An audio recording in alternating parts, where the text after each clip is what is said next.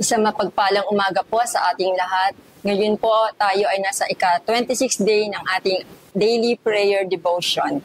Ang title po ng ating pagbubulay-bulayan ay Eyes to See the Harvest.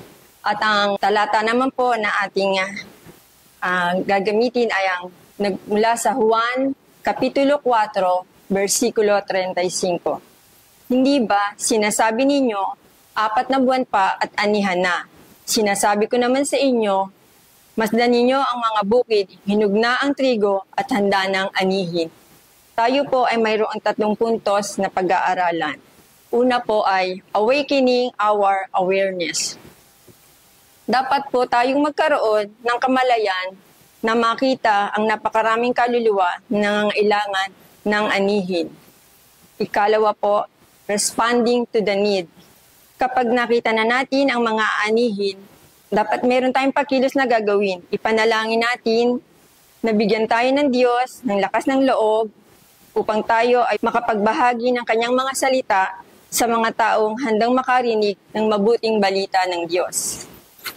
Pangatlo, participating in the harvest.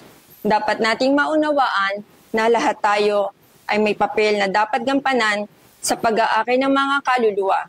Ipanalangin natin sa Panginoon na bigyan tayo ng pusong handang magpagamit upang makapagdala tayo ng mga kaluluwa sa paanan ng Panginoon. At tayo po ay manalangin. Panginoon, buksan mo po ang aming mga mata upang makita namin ang mga kaluluwa na handa ng anihin.